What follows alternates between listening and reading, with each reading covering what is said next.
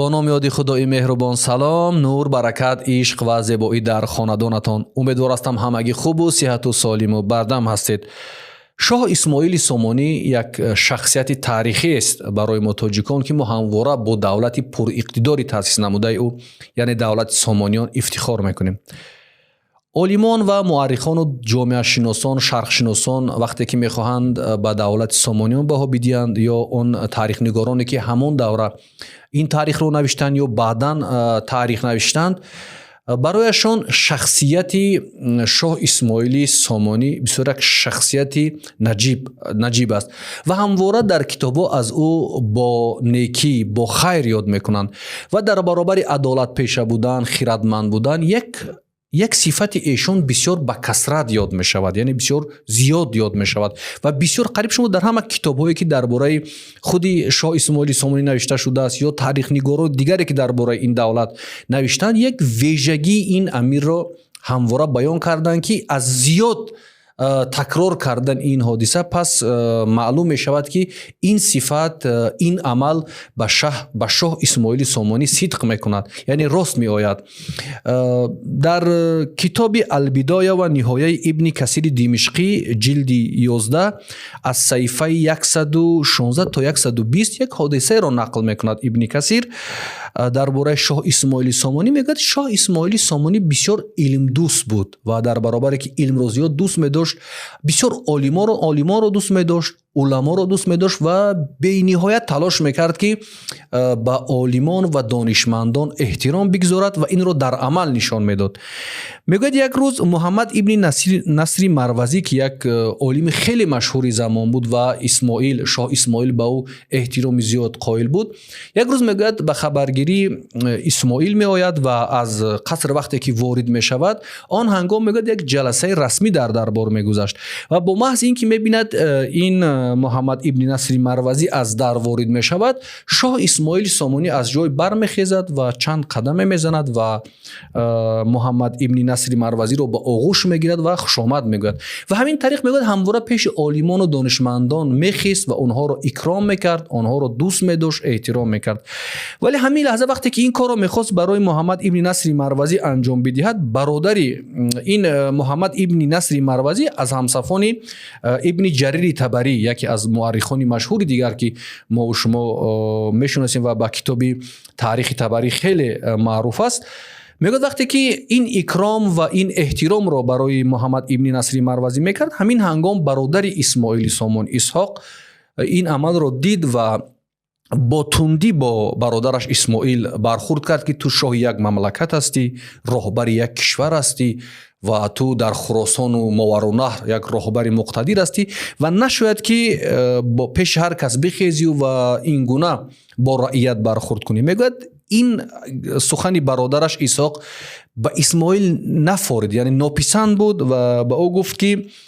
شرف علم بسیار بزرگ است و اقتدار ما و قدرت ما از همین عالمان و دانشمندان هستند و میگویند که هر کسی که از دودمان شاه اسماعیل آمد بعداً خدمت شایسته کرد برای دولت سامانیان و هر کسی که از سلسله اسحاق بود که به عالمان احترام نمیگذاشت و این عملی برادرش رو نکویش میکرد و میگفت تو شاهی نباید با عالمان و دانشمندان یا با هر رعیت چنین مناسبت کنی، آنها رعیتی تو هستند، آنها به قول شهروندان تو هستند و تو یک شاه مقتدر هستی، یک ملک مقتدر هستی و میگن هر کسی که از این تبار اسحاق یعنی برادرش آمد بسیار فاسد بودن و شکستی دولت سامانیان هم از پشت خاندان همین اسحاق سر زده است و میگویند که با همین اکرام علما و دانشمندان واقعا اسماعیل خیلی مشهور گشته بود و ما ببینیم که در همین دوره حاکمیت شاه اسماعیل سامانی چقدر نابغه ها، چقدر دانشمندان، چقدر علماهای به میدان آمدن که هزار و چند صد سال است که نفوذ آنها، هزار و چند سال می شود که دانش آنها، شهرت آنها، افتخار آنها از نسل به نسل میگذارد. آنقدر میگن علم، دانشمند و علما رو دوست می‌داشت که یک روز میگد به در دربارش قدم میزد و به جای درس پسرش رفت که معلم پسرش رو درس میداد و با پسرش بسیار تند برخورد میکرد و میگفت خداوند تو و آن کسی را که تو فرزندش هستی گرامی ندارد، یعنی با این حد پسر شاه اسماعیل را جنگ میکرد و تنبیه میداد. میگوید اسماعیل وقتی این روشن گفت که ای مرد، آیا گمان میبری که ما گناهگار هستیم و با ما اینقدر سخت میگیری؟ یعنی شما فکر میکنید که ما میخوایم فرزند ما بیسواد شود، فرزند ما نادان شود و ما هم تلاش میکنیم، ما کوشش میکنیم، چرا اینقدر با ما سخت میگیری؟ میگه وقتی که معلم آموزگار پسری اسماعیل احمد یعنی فرزندش این رو فهمید، بسیار ترسید، بسیار در هیجان افتاد و سخت ترسید و گفت که حالا این شاه است و شاه مملکت است و شاید مرا عذاب میکند، شاید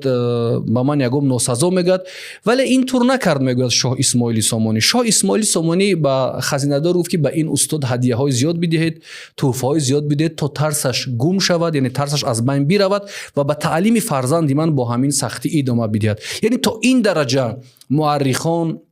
شرح حال نویسان از علم دوستی اسماعیل سامانی، از دانش دوستی اسماعیل سامانی نقل میکنند و میگن اقتدار او، قدرت او در آن همین علم دوستداری و عالم دوستداری او در برابر اون صفت عدالت و خیرتمندی. و واقعا اگر ما ببینیم در تاریخ کم شاهانی هستند که با این صفت یاد کرده میشوند، یعنی کم راهبرانی هستند که با این صفت ها یاد کرده میشن. وقتی که میگن شما هر راهبر را میخواید با کارش بها بدید و در تاریخ ببینید چی جایگاهی داره، شما ببینید که در دربار او، در زمان او، در کشور او چی نابغه های ظهور کردند، چی علمای با وجود آمدند، چی حرکت های علمی با وجود آوردند، چی اختراعهای با وجود آمد. چون در دوره شاه اسماعیل سامانی قصرها ساخته میشد، مهمانخانه ها ساخته میشد، راه ها ساخته میشد، بیناهای گوناگون معیشی و فراغتی ساخته میشد. ولی ببینید با مرور زمان همه آن از بین رفت. با یک شمال، با یک باد، با یک زمین لرزه، با یک حوادث تاریخی، حتی اون میدان ها، اون زمین های خیلی وسیعی که